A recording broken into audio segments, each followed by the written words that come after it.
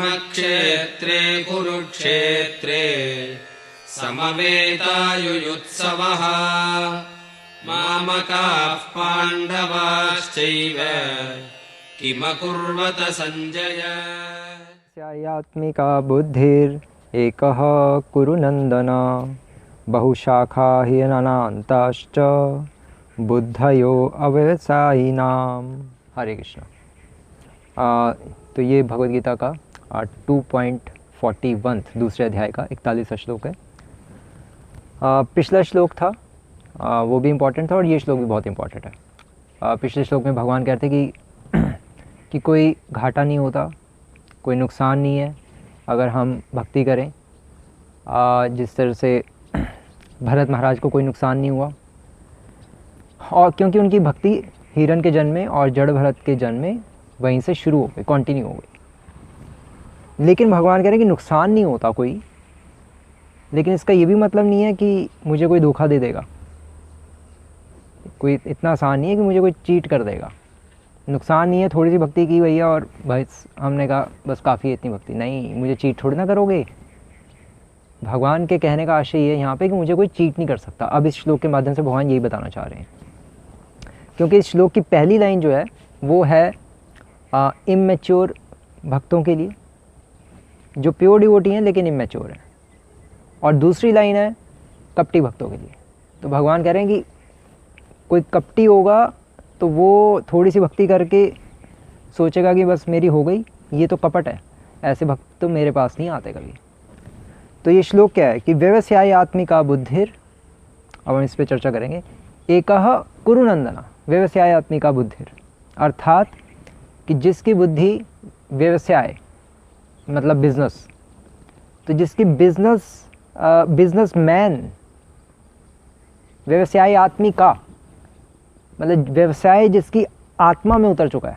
Businessman जो होते हैं उनकी आत्मा में बिजनेस ही उतर चुका होता है। मतलब इतने पागल हो चुके होते हैं, खाते पीते सोते हर वक्त उनके माइंड में बिजनेस घूमता है, और उनका जो गोल है वो क्लियर होता है, फोकस होता है पैसे कमाने पे दिन रात, और एक मिलियनियर बनने का उनका ख्वाब होता है। तो भगवान यही कह रहे हैं कि उसी तरह से जो डिवोटी होता है, डिवोटी भी बिजनेसमैन की तरह होता है, बिजनेस माइंडेड होता है। उसका गोल, जिस तरह से एक बिजनेसमैन का गोल बिल्कुल क्लियर होता है और वो केवल पैसे उसका लक्ष्य होते हैं, केवल धन कमाना, उसी तरह से डिवोटी का लक्ष्य भी बिल्कुल क्लियर होता है, भगवत प्राप्ति, भगवान को प्राप्त करना है, उसका क्लियर है। अब पहली लाइन जो मैंने बताया था कि वो इमैच्योर डिवोटी के लिए, इमैच्योर डिवोटी जैसे for example hippies, Srila Prabhupada ने हिप्पीज को प्रचार किया, लेकिन श्रील प्रभुपाद कहते थे कि ये जो मेरे हिप्पी डिसाइपल हैं ये सब प्योर डिवोटीज हैं। प्रभुपाद ये भी कहते थे। तो प्योर डिवोटी मतलब जिसकी चेष्टा, जिसकी इंटेंशन प्योर है, ऑल्दो वो इमैच्योर हो सकता है लेकिन है वो फिर भी प्योर डिवोटी। क्यों? क्योंकि उसकी चेष्टा शुद्ध है। तो इसलिए प्रभुपाद कहते थे मेरे सारे जो फॉरेनर डिसाइपल्स हैं ये सब प्योर डिवोटी हैं, क्योंकि प्योर डिवोशन के रास्ते पे चल रहे हैं और बहुत शीघ्र शुद्ध भक्ति प्राप्त कर लेंगे, प्योर डिवोटी बन जाएंगे। तो भगवान यहाँ पर यही कह रहे हैं कि व्यवसायात्मिका बुद्धिर एकः कुरुनंदन, जिसका गोल फिक्स है, जिसका गोल केवल भगवान कृष्ण की प्राप्ति है।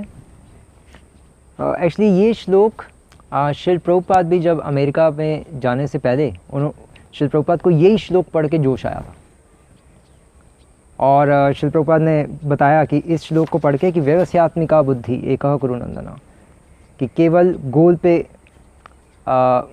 फोकस होना चाहिए, गोल पर हमारी दृष्टि होनी चाहिए। एक बिजनेसमैन जैसे केवल धन के बारे में सोचता रहता है, ऐसे हमें केवल गोल के बारे में सोचना चाहिए। तो श्रील प्रभुपाद इस श्लोक को पढ़ के बहुत कन्विंस हुए थे। और गोल क्या है?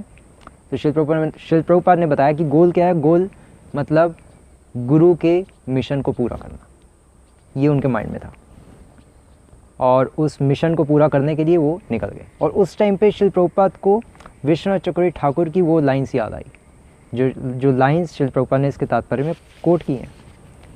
यस्य प्रसादात् भगवत प्रसादो यस्या प्रसादान्नागतिः कुतोऽपि ध्यायन्स्तुवं तस्य यशस्त्री संध्यं वंदे गुरु श्रीचरणारविंदम।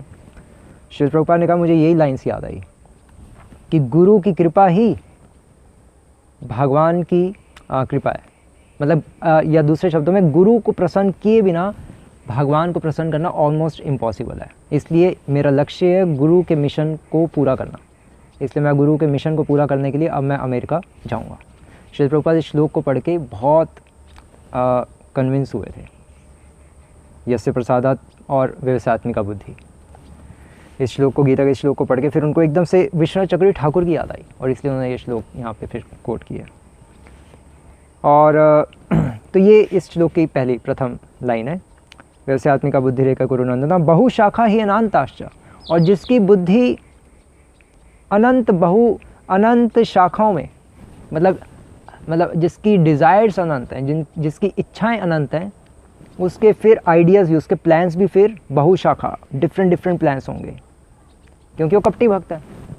वो सोच के आया कि मैं इस्कॉन से जुड़ जाऊं और फिर मेरा वीज़ा लग जाए, मुझे पासपोर्ट मिल जाए और वीज़ा लग जाए अमेरिका का, या मैं वर्ल्ड टूर पे निकल जाऊं, श्री प्रभुपाद कह रहे हैं। और फिर जंगल में मंगल, फिर क्या करेगा वो, गर्लफ्रेंड बनाएगा और क्या करेगा।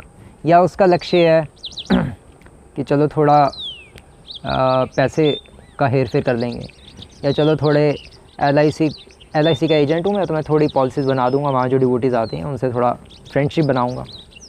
ऐसे उल्टे सीधे जिनके आइडियाज़ होते हैं वो कपटी भक्त होते हैं। और वैसे जो लोग हैं उनकी बुद्धि अव्यवसायी नाम कहलाती है। मतलब व्यवसायी नाम मतलब जिसकी बुद्धि में केवल बिजनेस है ना। बिजनेस माइंडेड भक्त जो है, बिजनेस माइंडेड भक्त मतलब जिसका जैसे मतलब बिजनेसमैन की तरह जो भक्त है, जिस तरह से बिजनेसमैन का लक्ष्य केवल पैसा होता है, उसी तरह से जो बिजनेसमैन की तरह जो भक्त होता है, जो व्यवसायत्मिक है, जिसकी आत्मा में ही व्यवसाय होता है। किस चीज़ का व्यवसाय? भगवान की भक्ति करने का। इस तरह से हम यहाँ पे ले सकते हैं। उसका व्यवसाय तो भक्ति करना है, और वो भक्ति करके भगवान को आनंद देना चाहता है। तो ये है बहुशाखा नान्ताश्च, जिसकी बुद्धि फालतू के प्लान्स बना रही है, इधर उधर भटक रही है, ऐसे भक्त का विनाश हो जाता है। और ऐसे भक्त दृढ़ प्रतिज्ञ नहीं कहलाते। जो इस मार्ग पर चलते हैं वे प्रयोजन में दृढ़ रहते हैं। और वो कौन है? वो हैं इमेच्योर भक्त। जैसे नारद मुनि अपने पिछले जन्म में जब दासी पुत्र थे, तब उनको अपने हृदय में जब भगवान के दर्शन हुए थे, तो भगवान अचानक से फिर अप्रकट हो गए।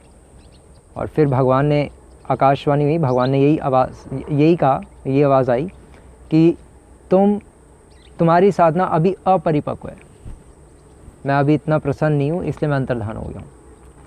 तुम अपनी साधना को अभी परिपक्व करो, और फिर अगले जन्म में मेरी प्राप्ति होगी, तुम मेरे दर्शन कर पाओ। तो भगवान ने भी यही कहा कि तुम्हारी साधना अपरिपक्व है, अभी तुम अपरिपक्व हो। तो कहने का मतलब है कि ये अपरिपक्व थे नारद मुनि, लेकिन प्योर डिवोटी थे।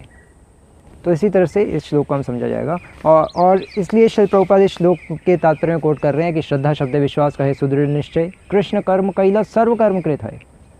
कि एक जो इमेच्योर भक्त होता है, चाहे वो जैसे हिप्पीस थे या नारद मुनि थे, उनकी श्रद्धा होती है, पूर्ण श्रद्धा होती है भगवान के और गुरु के वचनों पर, और उनको ये पूरा विश्वास होता है कृष्ण कर्म कैला सर्व कर्म कृत है। लेकिन अभी उनकी जो भक्ति परिपक्व नहीं हुई होती, उसको टाइम लगता है, तो तब भी भगवान खुश होते हैं ऐसे भक्तों से। तो भगवान बस ये इस श्लोक में बता रहे हैं। हरे कृष्णा। श्री प्रभुपाद की जय।